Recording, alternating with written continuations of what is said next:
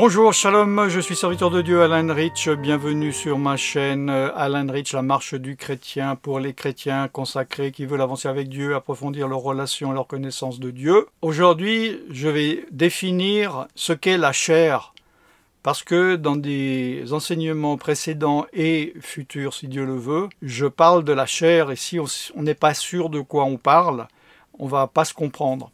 Alors nous allons voir la chair au niveau biblique.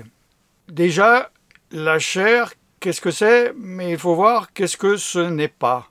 Si je vous pose la question, si je vous avais peut-être même posé une question dans un survey, c'est quoi la chair pour vous en une phrase ou en 3 mots? Je pense qu'il y a beaucoup de chrétiens qui auraient dit c'est notre corps, c'est la viande, ce sont les pulsions, etc. Alors oui, et comme d'habitude, oui, non. Dans le sens que ce n'est qu'une partie de ce qu'on appelle la chair, je vais vous le montrer bibliquement, et c'est la plus petite partie. Parce que le corps, en fait, il est assez limité, il a des besoins, on dit besoins physiologiques, il a des pulsions, il y en a qui sont vitales, et il y en a qui ne sont pas vitales.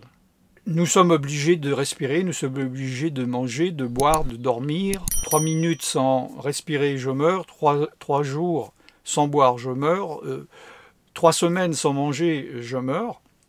Et il y a des pulsions, comme les pulsions ou les besoins, entre guillemets, sexuels, mais qui ne sont pas vitaux. C'est-à-dire si, comme je l'ai dit, on m'enferme dans une pièce, et sans eau, sans air, etc., je vais mourir, et sans pouvoir avoir aucune activité sexuelle, mon corps va être frustré, surtout au début, après il va s'habituer, mais je ne vais pas mourir de cela. Maintenant, la deuxième partie, la plus importante, quand nous appelons la chair, c'est en fait notre âme. Notre âme fait partie de ce qu'on appelle la chair, ou la chair fait partie de ce qu'on appelle notre âme. Alors, vous allez me dire, merci beaucoup, mais c'est quoi l'âme? Allez voir la vidéo, justement, je fais des vidéos de référence où j'explique ce que c'est. Allez voir la vidéo où j'explique la différence entre l'âme et l'esprit en décrivant ce qu'est l'âme et ce qu'est l'esprit. Pourquoi l'âme s'est aussi intégrée dans ce qu'on appelle la chair dans la Bible? C'est parce que dans notre cœur, donc dans nos envies, dans nos pensées, nous avons des pulsions, nous avons des envies, nous avons des convoitises. Si je convoite la femme de mon voisin, alors oui, ça passe par mon corps, ça passe par mes yeux, mais cela a été initié par ma pensée, par ma convoitise. Et cette pensée et cette convoitise, c'est pas mon corps.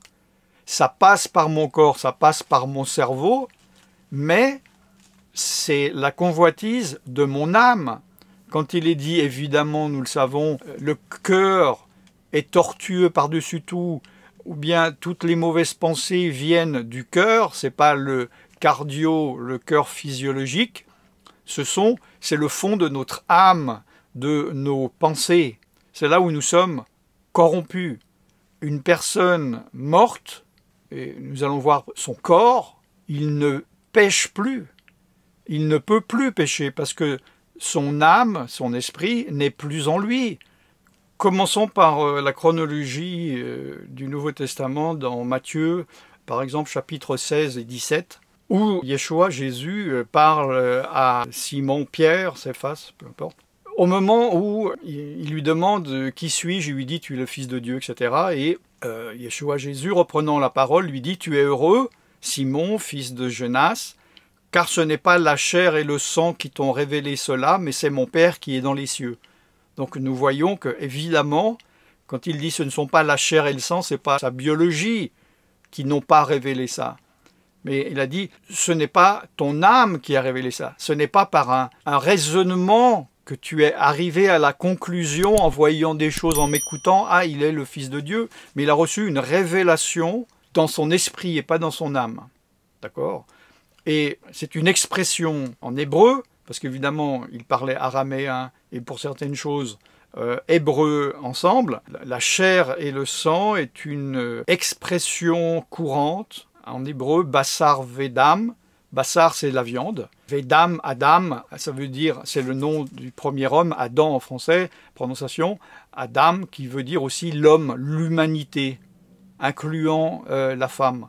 Donc ce n'est pas le côté charnel, le côté de l'âme qui t'a révélé cela, mais c'est l'Esprit de Dieu au travers de ton esprit. Nous voyons que la chair est faible, dans Matthieu 26, 41, « Veillez et priez afin que vous ne tombiez pas dans la tentation. L'esprit est bien disposé, mais la chair est faible. » Donc l'esprit de l'homme est bien disposé, mais son âme est faible. Allez voir la vidéo où j'explique la différence entre l'esprit et l'âme. Quand dans Jean il est dit à tous ceux qui ont reçu Yeshua, Jésus, et ceux qui croient en son nom, Yeshua, elle a donné le pouvoir de devenir enfants de Dieu, lesquels sont nés ni du sang, ni de la volonté de la chair, ni de la volonté de l'homme, mais de Dieu. Ça veut dire pas de la volonté de notre âme que j'ai décidé de naître de nouveau. D'ailleurs, Yeshua a dit que l'esprit, dans Jean 6, 63, c'est l'esprit qui vivifie. La chair, l'âme, ne sert à rien. Et les paroles que Yeshua nous a dit sont esprit et vie. C'est pas fait pour être intellectualisé, doctrinalisé, réfléchi par notre intellect, mais absorbé, compris et révélé par l'Esprit de Dieu à notre esprit. Dans Jean 8, 15, il reproche aux personnes de juger selon la chair. Il dit « Moi, je ne juge personne », c'est-à-dire de juger selon la chair avec un raisonnement qui est limité et qui n'est pas juste. Il faut juger les choses spirituellement par l'esprit. Paul a dit, Romains 7, 18, « Ce qui est bon, je le sais, n'habite pas en moi. » C'est-à-dire dans ma chair. J'ai la volonté, mais non le pouvoir de faire du bien. Le bien, le bon n'habite pas dans mon âme, dans mon cœur. J'ai la volonté, mais non le pouvoir de faire le bien. La volonté, c'est pas le cerveau. Comme j'ai dit, on enlève l'esprit et l'âme d'une personne, le corps n'a plus de fonction vitale, ne peut plus réfléchir par lui-même. Le corps n'est qu'un vaisseau, un véhicule pour notre âme et pour notre esprit. Et il y a une grande différence entre notre âme, donc la chair, et l'esprit.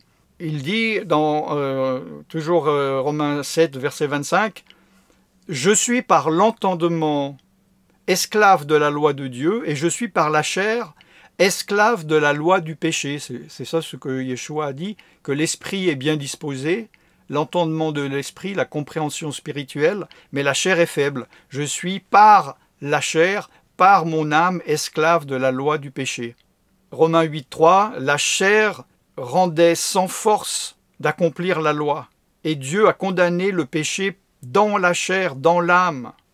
Et la justice de la Torah, la justice de la loi, dans Romains 8, 4, est accomplie en nous qui marchons non selon la chair, non selon notre âme, nous ne devons pas être des religieux, des chrétiens intellectuels qui ont adhéré à une morale, mais nous qui marchons selon l'esprit, ça veut dire par notre esprit et donc par l'esprit de Dieu. Parce que celui qui ne marche pas par l'esprit, la Torah, la loi, n'est pas accomplie en lui. Parce qu'on ne le peut pas dans la chair, dans notre esprit. Et l'affection de la chair, l'affection des choses de notre âme, la convoitise des yeux, l'orgueil de la vie, nos tentations, nos faiblesses, Romains 8, 6, c'est la mort. Tandis que l'affection de l'esprit, c'est la vie et la paix. Parce que l'affection de l'âme est inimitié contre Dieu parce qu'elle ne se soumet pas à la loi de Dieu et elle ne le peut même pas. Notre âme ne comprend rien de Dieu parce que Dieu est spirituel. Je peux louer ou adorer avec mon âme, mais Dieu ne demande pas cela. Il demande que nous dépassions et que nous le louions et nous l'adorions en esprit et en vérité, car c'est cela que ces adorateurs que Dieu recherche. Donc nous ne sommes pas redevables à la chair Nous ne sommes pas redevables à l'âme pour vivre selon la chair, Romains 8, 12. Et si vous vivez selon votre âme, selon les désirs, vos convoitises, Romains 8, 13, vous mourrez. Mais si par l'Esprit, grand E, Esprit de Dieu, vous faites mourir les actions du corps, vous vivrez.